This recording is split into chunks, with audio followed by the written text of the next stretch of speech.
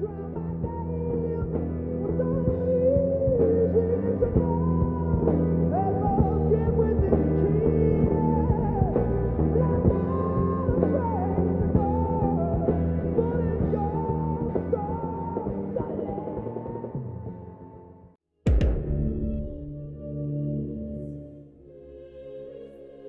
had the voice of an angel, but his life was a beautiful tragedy.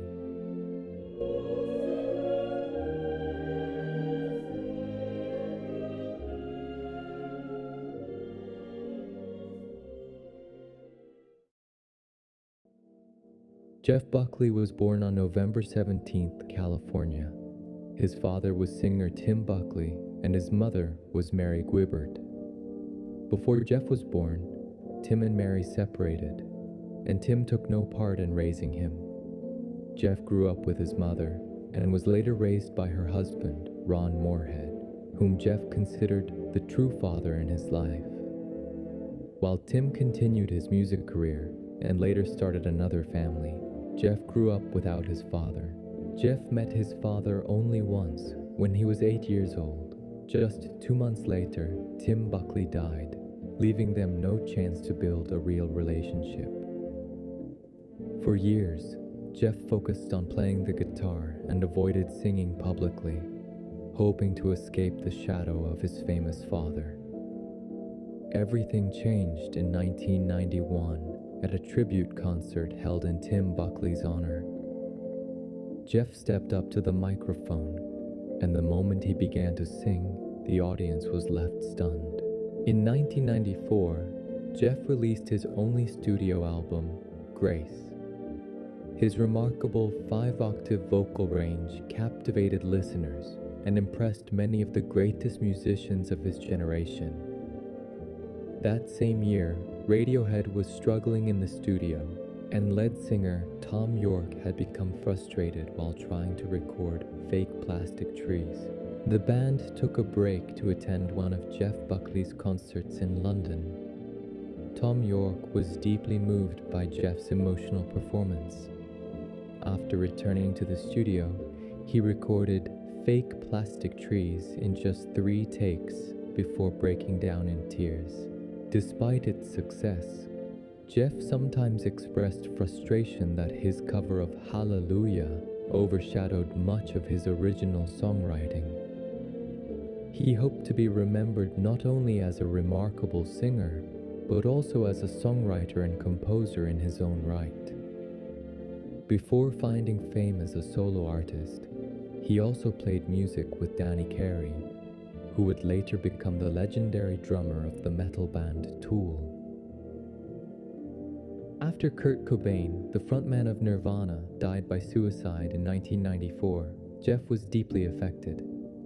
Friends later recalled that he sometimes became emotional backstage and struggled with the pressures that often came with fame. Seeking distance from the spotlight, Jeff isolated himself in Memphis. He lived in a nearly empty house, slept on a mattress on the floor, and often ignored calls from his managers. During the final months of his life, Jeff was working on his second album while dreaming of a quieter life. He even applied for a job as an animal caretaker at the Memphis Zoo and spoke about wanting to spend more time in nature, collecting butterflies. Those dreams, however, were never fulfilled. Just don't want to get too big, huh?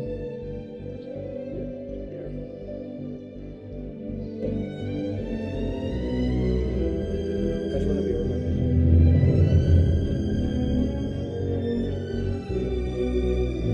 He's a good friend.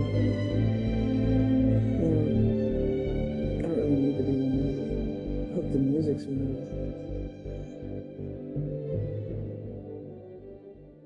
On the evening of May 29, 1997, Jeff went to the Mississippi River with his friend Keith Foti. Keith stayed on the shore with a portable stereo playing music. Suddenly, Jeff decided to go swimming. He entered the dark water fully clothed, wearing jeans, heavy leather boots, and carrying his wallet in his pocket, while singing along to Led Zeppelin's Whole Lotta Love. Keith looked away for only a few seconds to move the stereo away from an approaching wave. When he turned back, Jeff had disappeared. Keith saw no sign of him and heard no call for help. The river had swallowed him without warning. His body was found 6 days later. He was identified in part by the distinctive purple piercing in his navel. The autopsy found no evidence of alcohol or drugs in his system. His death was officially ruled an accidental drowning caused by the river's powerful current. After his death, his fiancée, Joan Wasser, was devastated. She and Jeff had been planning to marry and build a life together, but his sudden death shattered those dreams. Jeff Buckley died at the age of 30, leaving behind his guitar and an unfinished second album.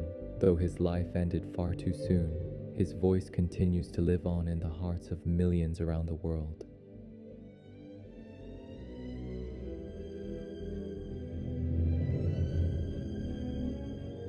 This is my New Year's Eve prayer. You, my love, are allowed to forget about the Christmas you just spent stressed out in your parents' house. You, my love, are allowed to shed the weight of all the years before, like bed disco clothes. Save them for a night of dancing stone with your lover. You, my love, are allowed to speak in kisses to those around you and those up in heaven. You, my love, are allowed to show your babies how to dance, full-bodied, starry-eyed, audacious,